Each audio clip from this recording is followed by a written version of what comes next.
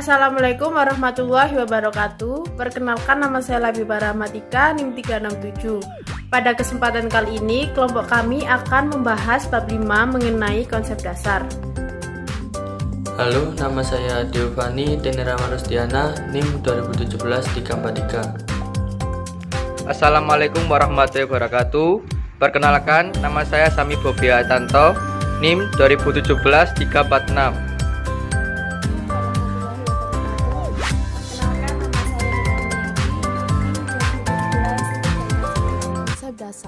Konsep dasar pada umumnya merupakan abstrak atau konseptualisasi karakteristik lingkungan, tempat, atau wilayah diterapkannya pelaporan keuangan. Terdapat berbagai sumber konsep dasar yang diajukan dengan isi yang berbeda-beda. Adapun daftar seperangkat konsep dasar dari sumber-sumber yang berbeda-beda antara lain sebagai berikut. Yang pertama, Ikatan Akuntansi Indonesia atau IAI. Ada dua konsep dasar yang disebut secara spesifik dalam keterangan antara lain yang pertama, basis yang kedua, usaha berlanjut atau. Sumber konsep berikutnya datang dari Paul Grady. Grady mendeskripsikan konsep dasar sebagai konsep yang mendasari kualitas kebermanfaatan dan keterandalan informasi akuntansi atau sebagai keterbatasan yang melekat pada statement keuangan. Ke-10 konsep tersebut antara lain: yang pertama, struktur masyarakat dan pemerintah yang mengakui hak milik pribadi. Yang kedua, entitas bisnis spesifik. Yang ketiga, usaha berlanjut. Yang keempat, penyimbolan secara moneter dalam seperangkat akun. Yang kelima, konsistensi antara periode untuk entitas yang sama. Yang keenam, keanekaragaman perlakuan akuntansi di antara entitas independen. Yang ketujuh, konservatisme. Yang kedelapan, keterandalan data melalui pengendalian internal. Yang kesembilan, materialitas. Yang ke-10, ketepatan waktu dalam pelaporan keuangan memerlukan taksiran. Accounting Principle Board atau APB. APB menyebut konsep dasar sebagai ciri-ciri dasar dan memuatnya dalam APB Statement. APB mengidentifikasi 13 konsep dasar yang merupakan karakteristik lingkungan diterapkannya akuntansi, yaitu yang pertama, entitas akuntansi, usaha berlanjut, pengukuran sumber ekonomi dan kewajiban, periode waktu, pengukuran dalam unit uang, accrual, harga pertukaran, angka pendekatan, pertimbangan, informasi keuangan umum, statement keuangan berkaitan secara mendasar, substansi daripada bentuk, dan materialitas. Walk, Tierney, dan Dutt. 4 konsep yang dianggap sebagai postulat ada 4, yaitu usaha berlanjut, periode waktu, entitas akuntansi, dan unit moneter.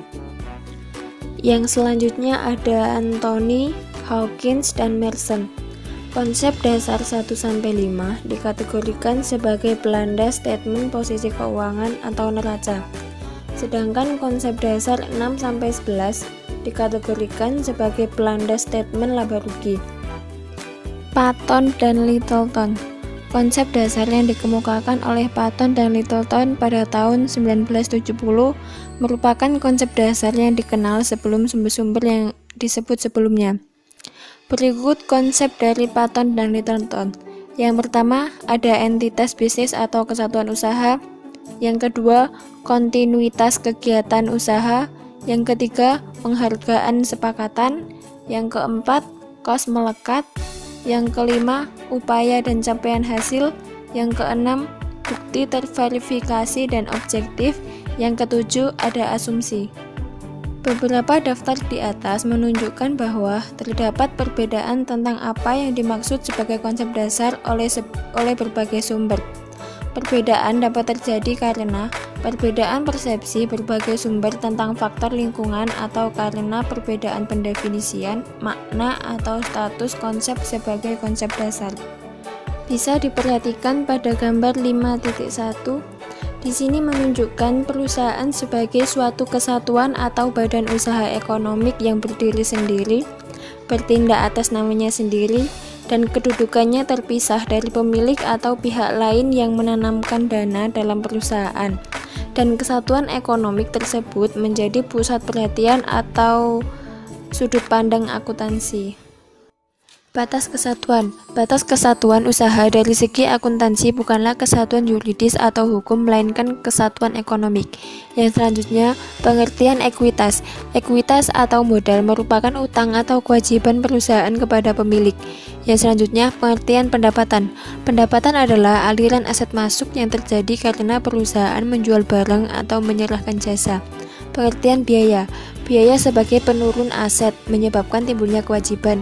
Jadi dapat dikatakan bahwa biaya mengurangi ekuitas. Sistem berpasangan. Sistem berpasangan merupakan konsekuensi logis atau turunan dari konsep kesatuan usaha. Persamaan akuntansi. Agar penyusunan statement keuangan dapat dilakukan dengan cepat, sistem akuntansi harus diorganisasi atas dasar persamaan akuntansi. Artikulasi. Dengan artikulasi akan selalu dapat ditunjukkan bahwa laba dan statement laba rugi akan sama dengan laba statement perubahan ekuitas, dan jumlah rupiah ekuitas akhir dalam statement perubahan ekuitas akan sama dengan jumlah rupiah ekuitas dalam neraca. Kontinuitas usaha. Konsep kontinuitas usaha atau usaha berlanjut menyatakan bahwa kalau tidak ada tanda-tanda, gejala-gejala, atau rencana pasti di masa datang bahwa kesatuan usaha dibubarkan atau likuidasi, maka akuntansi menganggap bahwa kesatuan usaha tersebut akan berlangsung terus sampai waktu yang tidak terbatas. Arti penting laporan periodik. Untuk mengetahui seberapa maju dan berkembangnya perusahaan yang dijalankan, maka perusahaan tersebut harus membuat laporan mengenai perusahaan secara periodik. Jika perusahaan tidak membuat laporan secara periodik, maka sulit untuk menentukan keputusan lebih lanjut. Kedudukan statement laba rugi. Untuk mengukur daya melaba jangka panjang, aliran kontinu sumber ekonomi masuk dan keluar kesatuan usaha, pendapatan dan biaya harus dipegal-pegal dengan periode waktu sebagai wadah atau penakar. Fungsi neraca dan penilaian elemennya.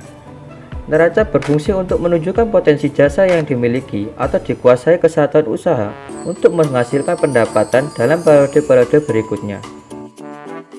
Penghargaan kesepakatan. Konsep ini menyatakan bahwa jumlah rupiah atau agregat harga atau penghargaan kesepakatan yang terlibat dalam setiap transaksi atau kegiatan pertukaran merupakan bahan olah dasar akuntansi yang paling objektif, terutama dalam mengukur sumber ekonomi yang masuk dan sumber ekonomi yang keluar.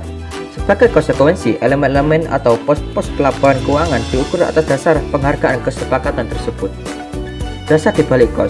Akuntansi menggunakan suatu mata uang karena satuan tersebut paling mudah untuk mengkualifikasi objek atau jasa ke dalam satuan yang homogenus, dan juga karena harga dalam satuan uang adalah cara yang sudah umum untuk menyatakan kesepakatan dalam pertukaran. Dari segi akuntansi, sebenarnya bukan uang atau harga itu sendiri yang mempunyai arti penting, melainkan justru potensi jasa yang ada di balik angka koslah yang mempunyai arti penting. Keterbatasan informasi akuntansi. Informasi akuntansi hanya merupakan sebagian hak eksternal dan manajemen. Lebih dari itu, walaupun segala pertimbangan dan kebijakan didasarkan pada data akuntansi secara cukup mendalam, pada akhirnya keputusan yang dihasilkan akan mencerminkan juga pengaruh data non-akuntansi dan akan diwarnai dengan hal-hal yang sangat kualitatif dan subjektif. Saat pengakuan nilai tambah, konsep dasar ini mempunyai implikasi penting terhadap saat pengakuan tambahan manfaat produk bisnis yang dihasilkan. Kos melekat. Konsep menyatakan bahwa kos melekat pada objek yang dipresentasinya sehingga kas bersifat mudah bergerak dan dapat dipecah-pecah dan digabung kembali mengikuti objek yang didekatinya. Wadah penggabungan. Kos yang ikatannya dengan produk dapat dikenali dengan mudah, seperti misalnya kos tenaga kerja langsung. Biasanya wadah penggabungan adalah produk. Kos yang tidak erat kaitannya dengan produk, seperti kos administrasi, wadah penggabungannya adalah periode atau waktu dan akan membentuk kos periode. Upaya dan hasil. Biaya merupakan upaya dalam rangka memperoleh hasil berupa pendapatan. Laba akuntansi versus ekonomik. Laba adalah selisih pengukuran dua elemen yang berkaitan, yaitu pendapatan dan biaya. Asas akrual atau himpun.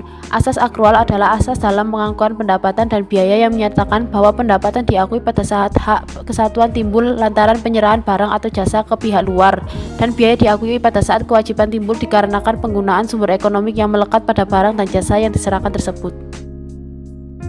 Objektivitas bukti. Seorang ilmuwan bernama Maud Lansarap menjelaskan pengertian dan lingkup bukti audit sebagai berikut. Bukti audit mencakup semua pengaruh pada pikiran auditor yang mempengaruhi penilaiannya tentang kebenaran proposisi laporan keuangan yang diserahkan kepadanya untuk ditinjau.